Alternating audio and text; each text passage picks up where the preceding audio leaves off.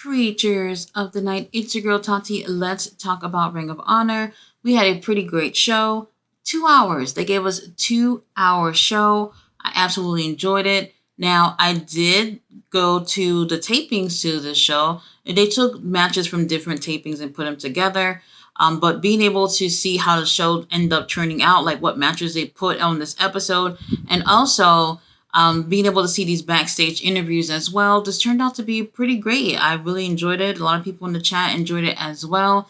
And I was saying, like, prior to going to these tapings, I was just like, you know what? I'm not going to be as critical. I'm just going to wait to see how these tapings actually play out. And I enjoyed myself at the tapings, and I enjoyed to see how these episodes played out on TV. Now, we did start off with the world title on the line, which I was kind of surprised about. We have Mark Briscoe versus Johnny TV. Obviously, Taya Valkyrie's out there supporting her man. And this was a really great match. I just really feel like Johnny TB, he is definitely one of the hardest working people over there. Like, he really is. Throughout the time that I have been going to Ring of Honor and Collision this past month or so, I see Johnny was one of the ones that I've seen in the ring the most, and he's been really putting in a lot of work. And sometimes I feel like he doesn't get the credit that he deserves. You gave Mark Briscoe a pretty great match. It was pretty entertaining. He had a little bit of fun. Taya Valkyrie and Johnny TV making out while Mark Briscoe's lifeless body is just laying in between them. I was just like, oh, very interesting. These two obviously love each other, and I love having that heel couple in your face and just doing the absolute most. It makes it a lot more fun, but predictable in terms of outcome here. World title being on the line. Mark Briscoe's not going to let Johnny TB take that from him. So obviously Mark ends up winning, retaining the title. And I really want to see more of Johnny. I would love to see him with a title. Preferably, I would like to see him win that TV title at some point. At least him getting that title first. Now, after this, though, Mark Briscoe goes to the back. He's doing a promo. Ishii is just standing behind him like he's a security guard. And he is, this is so funny. This dude, okay, he is saying all these wonderful things about his match with Johnny TV. And I was like, only Mark Briscoe can do that. Can just be as aggressive as he is in the ring and then go on to say nice things about his opponent. Then he goes on and say, I might have gotten the win for that. However, I have a big loss. Then he goes on to talk about how he had that, remember on Dynamite, they had like that 6-man tag, I think it was. And he ended up taking the L by getting pinned by Beast Mortal. So he's like, long story short, you over here pinning me on Dynamite. Won't you come and try to get this title from me? So next episode, we will be getting Beast Mortals versus Mark Briscoe for the world title. Now, after this, we do have Robbie Eagles. He's back there cutting a promo. There's obviously nothing for him to do in New Japan because of the tournament. So he's looking to have some matches. Matter of fact, not just matches. He's looking to get a title around that waist. So he challenges Atlantis Jr. to the TV title. And that's what I like to see. Champions defending titles. Now, after this, we had one of my favorite matches of the night. We had Lio Rush versus Blake Christian in a really great match. I mean, these two guys are super fast. Their styles really complement each other. Blake, I haven't seen him on Ring of Honor in a minute. Lio Rush, we've just starting to get him damn near like on a weekly basis now since he has seemingly returned to AEW. And I'm enjoying that. I'm enjoying seeing him on the show. I was glad to have him back. These guys have really great chemistry with each other. And you're watching this match and you're just like, holy shit, like I can't blink because I don't want to miss anything because they're so quick. And man, Lio Rush, like I said, so great to have him back. Blake Christian, for whatever reason, as much as I've seen this guy in the ring, today was the first time I'm realizing, oh, those tights, you love HBK. Oh my gosh, it's something about these guys that love HBK. Even like Nick Wayne, you could tell by his tights that he's an HBK fan. And for whatever reason, my first time actually looking at that. That's neither here or there.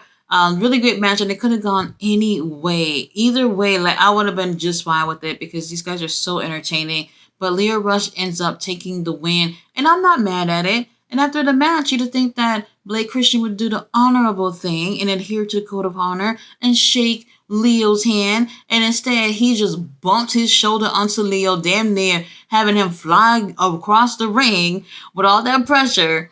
And I would love to see these guys get in the ring again, preferably if they would run this back between the two of them. But like, put it on Rampage or something. Like, why not give these guys some TV time? After this, we have Athena with Billy Starks, and they're having a minion in training in the ring. And long story short, Billy Starks has been demoted. She's no longer, I don't know, graduated from MIT. She is in the ring doing sit-ups over and over again while Athena is talking. She doesn't want to hear anything from Queen Aminata. She's done with all this foolishness, and then she's going to be our forever champion. But then here comes our girl, our living dead girl, Abaddon, who comes out. Now Athena is waiting for her to come out through the ramp, but instead we have Abaddon, who came out from behind. And oh my God, when Athena turns around, she's just spooked. She's so scared. She gets out the ring and leaves her title, but then she doesn't want to leave without her title. And she's like slowly trying to go back into the ring to get her title. And Abaddon is just looking at her, and then she's just so freaking scared and shit. It looks like Abaddon really wants to get their hands onto this title. And you know what? I don't blame Abaddon. I would love to go against Athena if I were Abaddon. And I think we have not seen Abaddon versus Athena. Not that I can remember.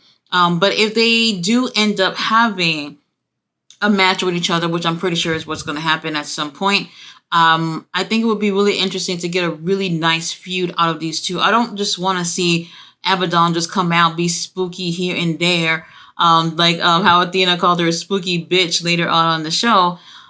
She just want her to stay away from her. Obviously, she's like, oh, I'm not scared of her, and making excuses or whatnot. Just want a strong storyline within the women's division. So I can't wait to see where that goes. After this, we do have Arya Davari coming out with Tony Nese. Tony Nese is wearing a sweater. God, why were you wearing a sweater? You should like never wear any tops. Like, we would prefer to see you without a top, Tony Nese. They also come out with Mark Sterling. Arya Davari is going against our boy Shibata. Lord have mercy. They actually have a pretty great match.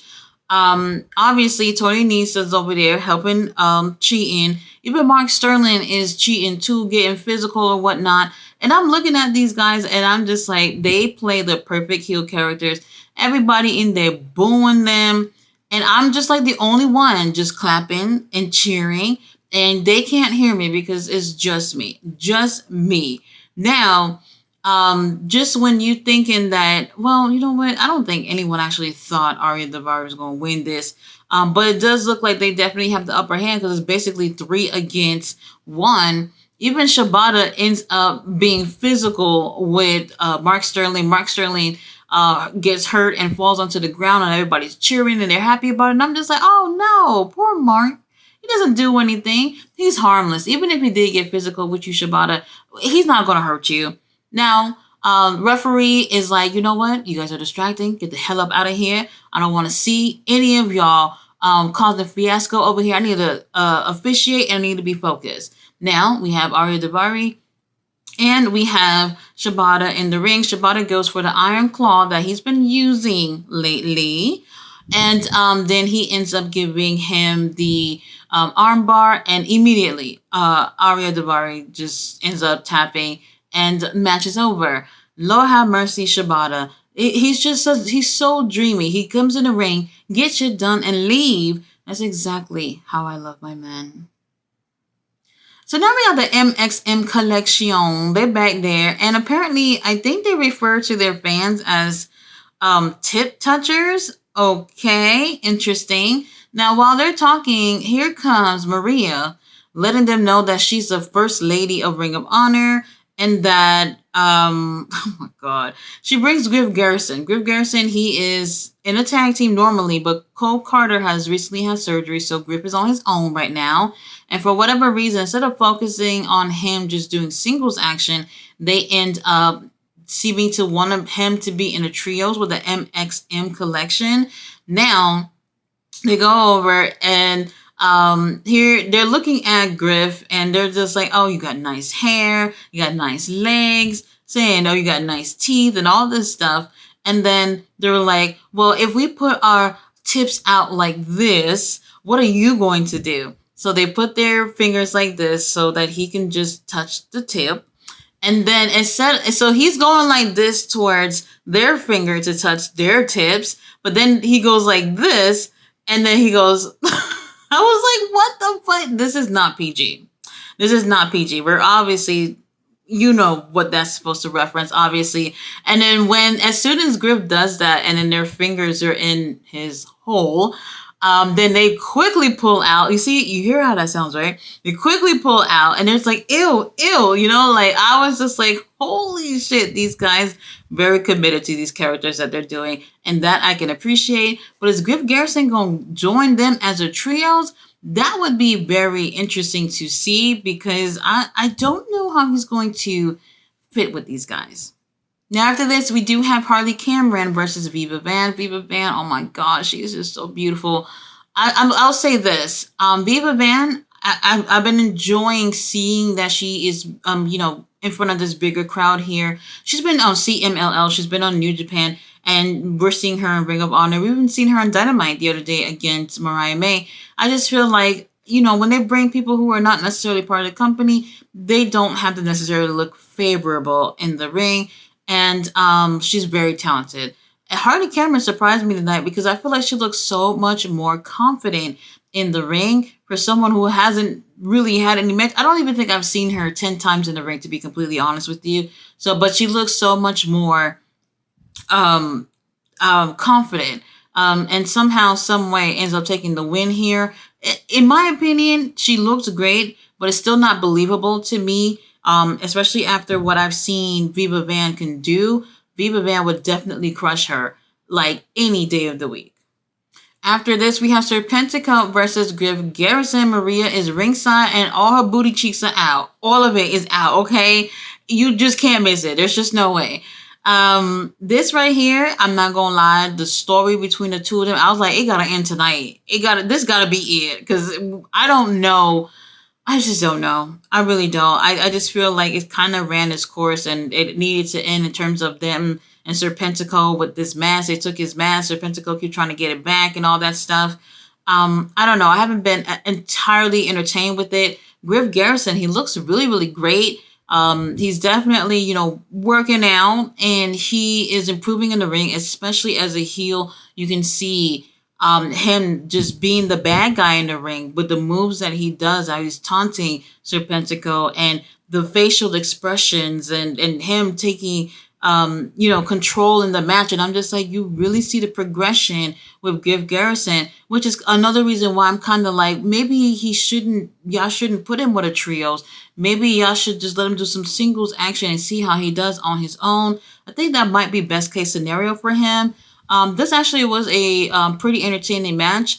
And, but like I said, this whole thing needed to stop. Maria, she's ringside with the mask. And obviously, Serpentico definitely wants this mask back. Now, Maria and them, they're cheating as usual. And it takes Angelico to come out to obviously help his bestie, Serpentico, not only win, but to get his mask back. I didn't actually think this was fun, and I think, and I'm hoping and praying that we're done with this story, because I'm over it. Up next, we have Anthony Henry and his cousin Beef. They are tagging, and they're going against, I didn't catch their name. I'm not even going to lie. I don't even know who they are, but they obviously don't work for the company, just local talent. This was actually a pretty fun match. Anthony Henry and Beef relationship is like, when your mama tell you, just let him go and play with you and your friends or whatever. Like, it's one of those things where it's just like, I got an annoying cousin and I kind of don't want him to hang out with us, but my mom said he has to come. It's one of those situations. This was a quick match, but I actually really liked it. You see Beef is literally putting in some work in here. And I'm not too familiar with him outside of AEW Ring of Honor. I've only seen him twice, I want to say. And, JD Drake, he's usually tagging with our boy Anthony Henry, but he's injured. and now we got Beef to, I guess, replace him for now. Quick match and not too much, but the fans, the crowd was absolutely loving Beef. They're cheering for Beef, and I think he's definitely, maybe very quickly, might become a fan favorite. We'll see. After this, we do have a Proving Grounds match with Action Andretti versus the Moriarty for the pure title. So if same rules as if it was a pure rules match, just 10 minutes. And Action Andretti, if he can win somehow, some way, then he gets to go against Lee Moriarty again, but that time for the pure title. Action Andretti used two of his rope breaks before 2 minutes, okay? And then by 3 minutes, he used all three of his rope breaks. I thought this was a really great match, and I would definitely like to see Action Andretti do this type of style a little bit more often. We always get to see him doing like high flying stuff with Top Flight, but he looked pretty good in this match, and I think that this is something I'd like to see him do more often. Pretty solid. Lee Moriarty definitely out here showing why he is champion, and I fucking love it. He looks great with that title. I just feel like it's just been so overdue, especially when we had Wheeler Yuta, who was injured for 6 months, and that title was just going nowhere. But I kept seeing Lee Moriarty. Remember, he was on Rampage some nights, and he went against like Moxley and them.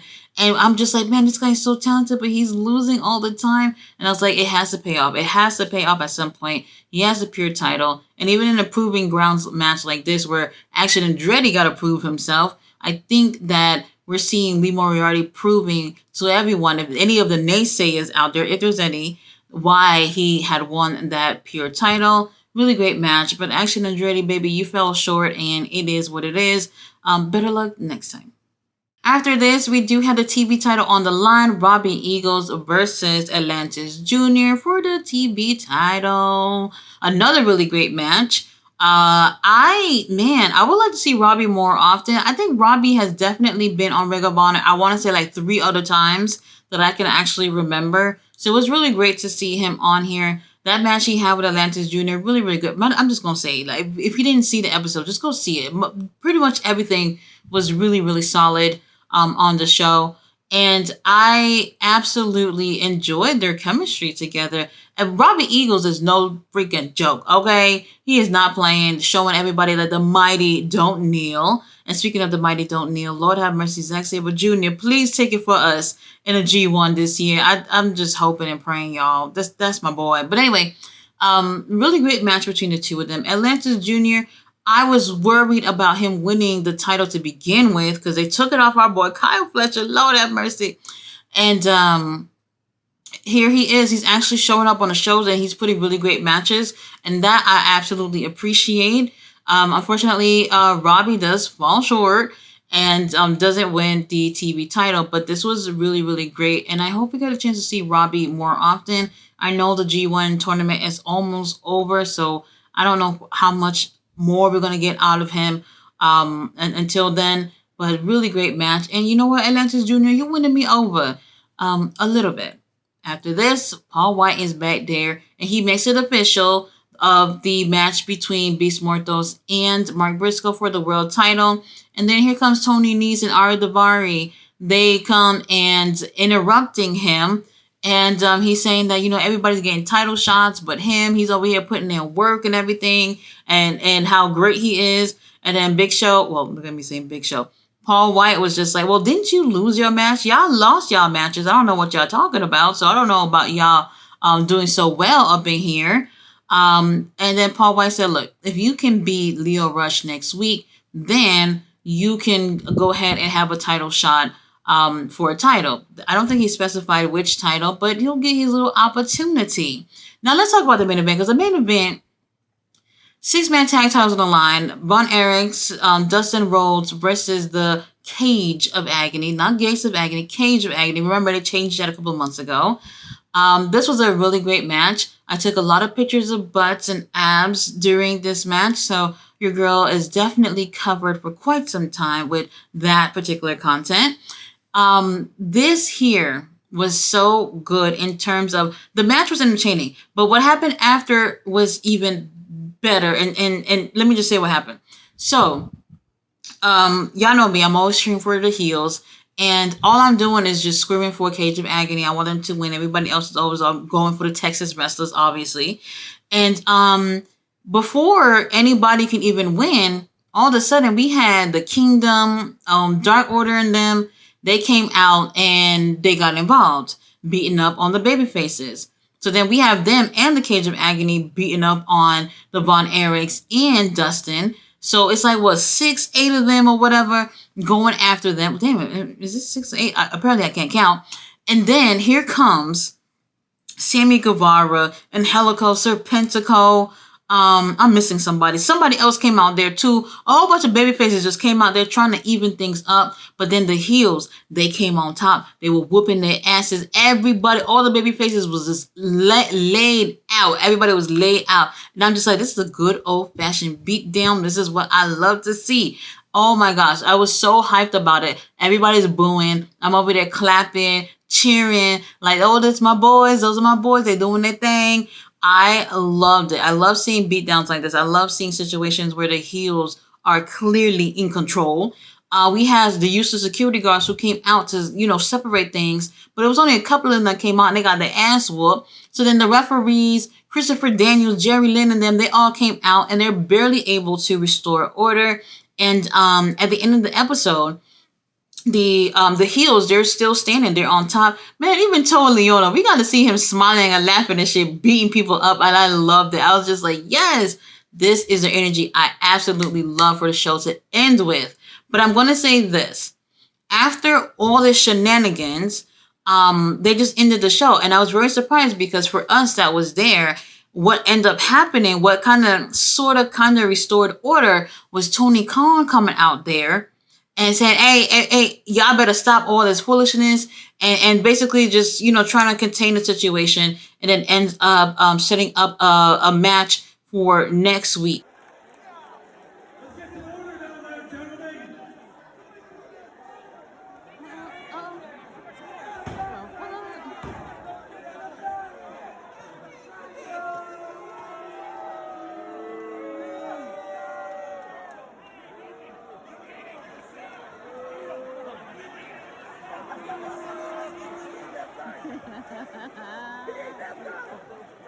I don't know why they did not show that on the show. I thought that would have been really, really cool if they would have showed that Tony Khan coming up there running things over there. But they didn't. I don't know what that was about, but whatever. I'm still going to post it so y'all can see. It was really, really great. I enjoyed the show. It started off really great with a title match for the world title. And then it ended off really strong with the heels finally on top. And man, what more can a girl want? What more can a girl want? I absolutely really love this episode from top to bottom.